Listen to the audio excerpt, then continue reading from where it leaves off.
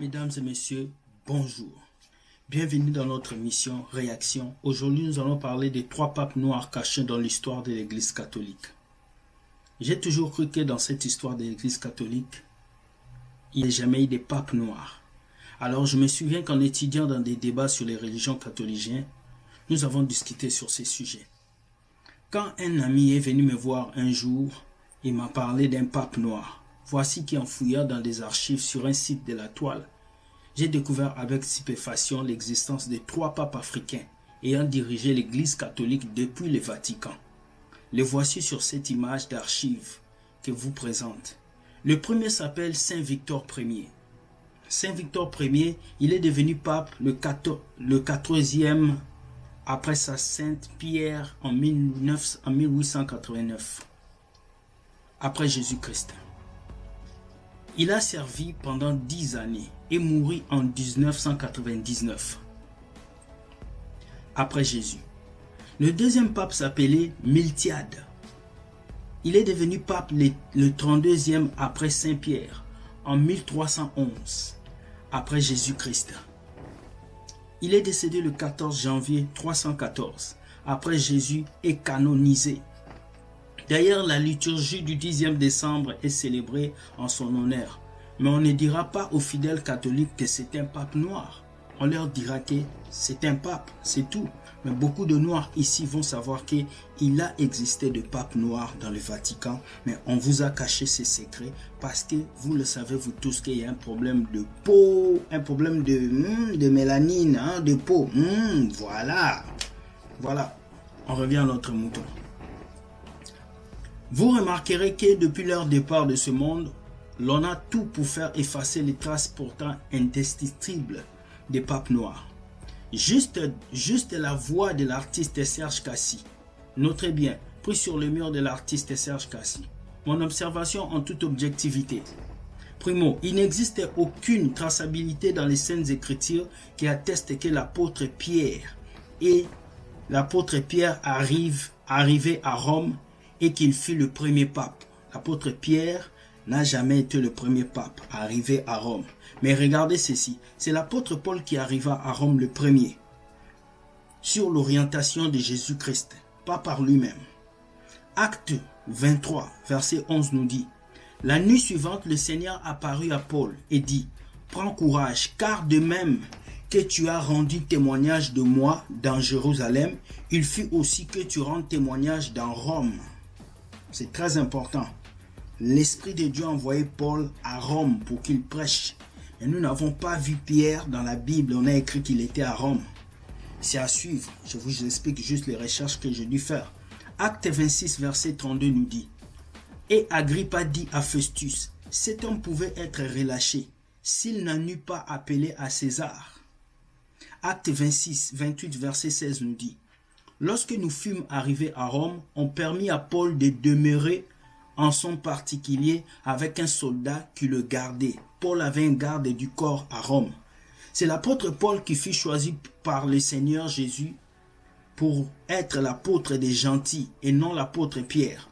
Acte 9, 15, Acte 22, 17 à 21. Notez bien.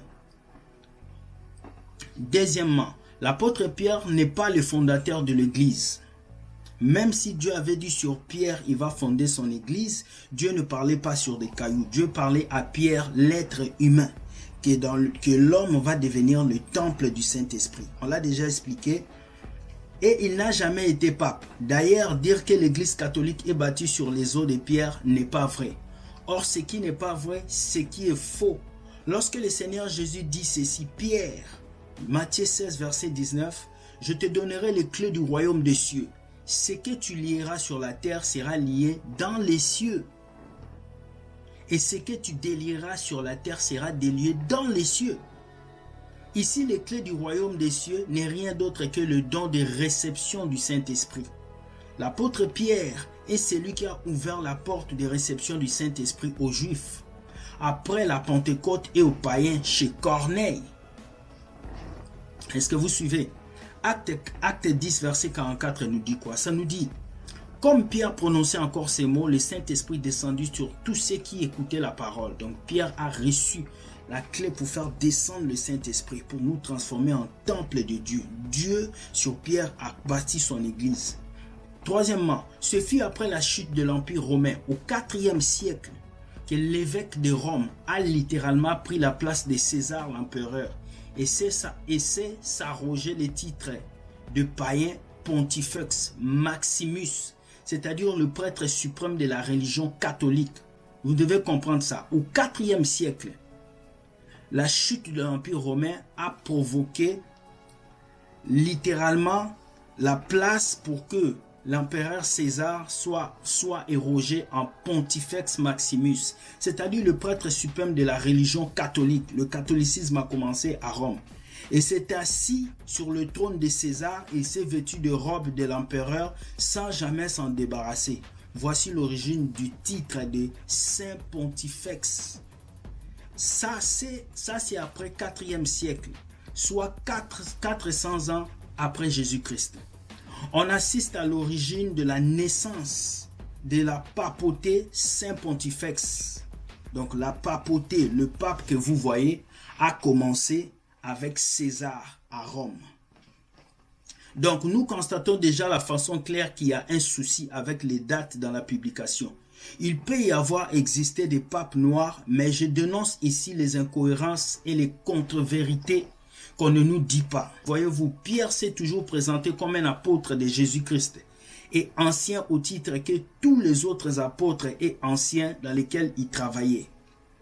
Très important. Il ne s'est pas autoproclamé supérieur, ni réclamé la position de supérieur. Pierre a toujours voulu être un apôtre exemplaire. Il n'a jamais voulu prendre la place de quelqu'un de supérieur. Alors que lorsqu'on parle de pape, lorsqu'on parle de souverain pontife, c'est quelqu'un qui a pris la place au-dessus de l'Église catholique. C'est quelqu'un qui veut tout diriger, qui n'est pas le cas avec Pierre. D'ailleurs, si nous voulons nous tenir quant à la définition de sa sainteté de pape, au point de faire passer l'apôtre Pierre comme étant le premier pontifex, ce serait encore faire du faux. L'apôtre Pierre a commis une erreur. L'apôtre Pierre a été hypocrite à un moment donné au point qu'il a fui repris par l'apôtre Paul. Galates 2,14 nous dit, voyant qu'il ne marchait pas droit, selon la vérité de l'évangile, j'ai dit à Céphas en présence de tous, si toi qui es juif, tu vis à la manière des païens et non à la manière des juifs, pourquoi forces-tu le païen à judaïser?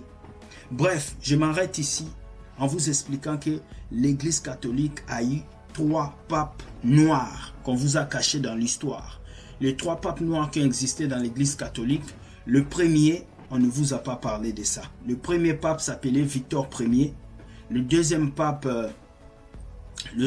s'appelait Militade et le troisième pape s'appelait Gelasius Ier. Victor Ier, Militade et Gelasius Ier. Allez faire ces recherches, trouvez ce qui ne va pas et venez nous expliquer. Et la semaine prochaine, je vais vous parler de pourquoi nous ne devons pas adorer Marie. Pourquoi les catholiques vénèrent Marie. Nous allons parler de ça. Merci beaucoup. Ceux qui ne sont pas d'accord par rapport à ces partages, vous pouvez m'envoyer un message. Vous pouvez compléter dans les commentaires ce que vous avez compris et ce que vous n'avez pas compris. Par ma manière de militer, je vais venir lire et soyez respectueux et très somptueux dans vos commentaires. Soyez bénis. C'était la vidéo 3 papes noirs que l'Église catholique vous a cachés.